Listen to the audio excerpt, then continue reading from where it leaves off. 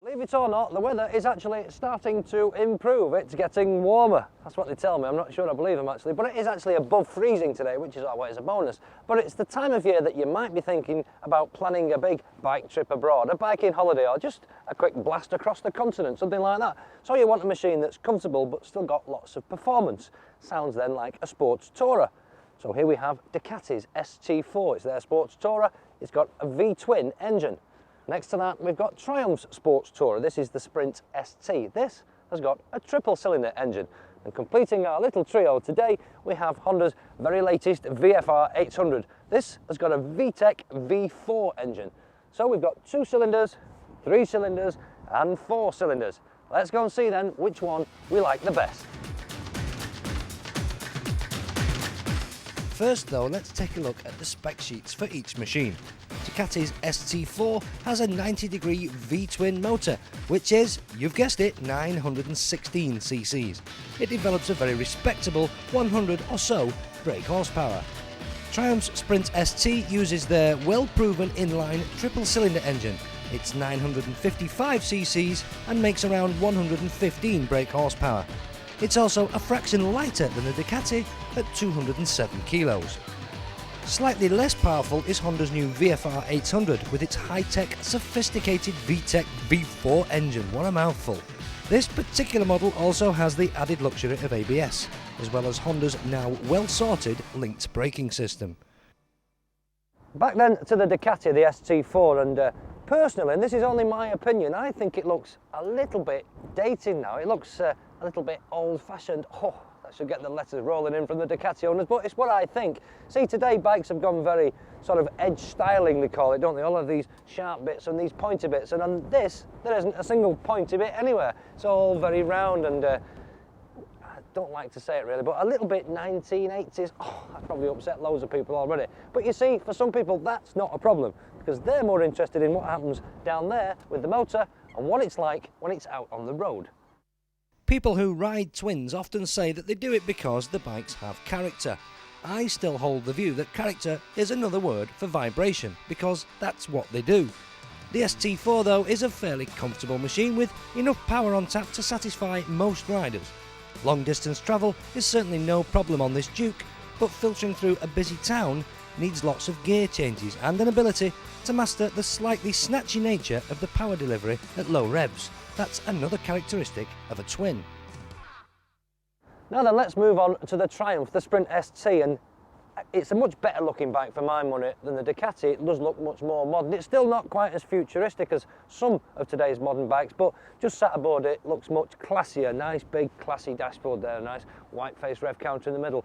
It's still not quite, as I say, futuristic looking, still not all this edge styling that we're getting used to today. The fairing very plain, very unfussy, but it all works really, really well. I think it looks very smart, especially in this nice jet black colour.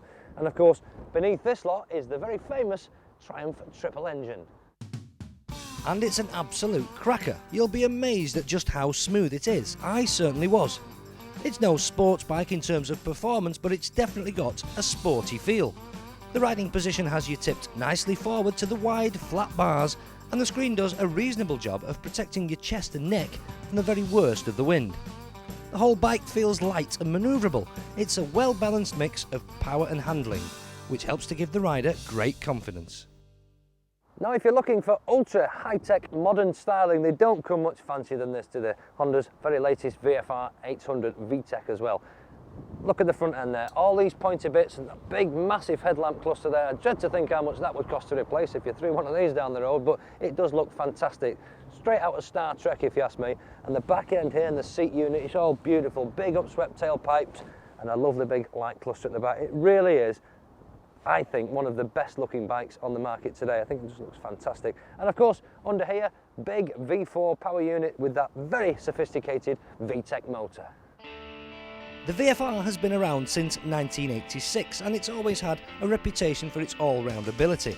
The best bike in the world, the only bike you'll ever need. Just a couple of the comments often used to describe the VFR. This latest model though is the most sophisticated.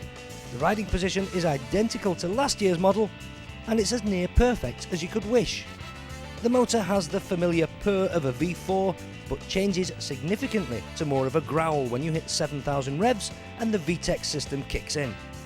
If you like the ultra-modern space-age styling, then the VFR could well be the only bike you'll ever need.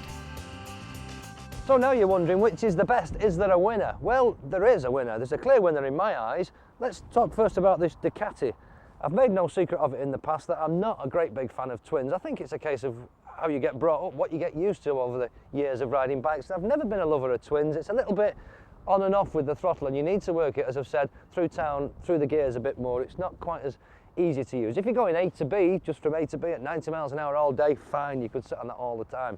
But probably not quite as adaptable to the different riding conditions that we have today as some of the other bikes. Honda's VFR 800. Fantastic looking thing, isn't it? I think it looks beautiful. It's really state of the art, and of course it's got that VTEC engine system in it, which is quite, well, very, very sophisticated, and comes in, as I've said, bang on 7,000 revs. The only problem is, if you're in top gear, to get to 7,000 revs, you need also to get to 106 miles an hour. Can't do that everywhere, can you? And how do I know that anyway? Well, that's another story. Triumph's ST Sprint, or the Sprint ST, is the bike that surprised me the most out of these three.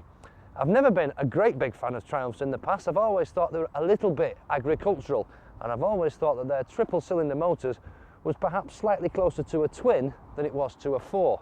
But I have to say, on this, it surprised me. I think it's closer to a 4 than it is a twin. It really is smooth. It's very sporty, nice comfortable seat, lovely riding position. I could sit on this all day long. If you're talking about prices, well, start off again with the Ducati, the ST4. A new one of them now will cost you £8,000.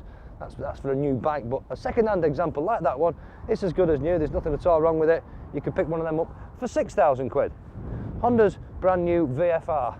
Well, you won't get one second-hand, forget that. You'll do well to pick up a brand new one now, because they're selling like hotcakes. One of them brand new is the best part of £8,500 to put on the road. Triumph's Sprint ST is actually the dearest if you're buying new. One of these is £8,700, but this is a 12-month-old bike, and it's an absolute minter. It's perfect in every way. You could take this away for 7,000 quid. So, which one shall I take away? I've got a choice here now. 3 sets of keys. There's the Ducati keys. What do we think of that? Well, it's a bit unusable around town. The sort of riding I do doesn't really suit me, and I don't like twins. But forget that. Here we go now. Honda Triumph. Which one shall we play with for the next week? You know what I'm going to do? I'm going to take the Triumph. That's surprised you, hasn't it? Well, it bloody surprised me, I can tell you.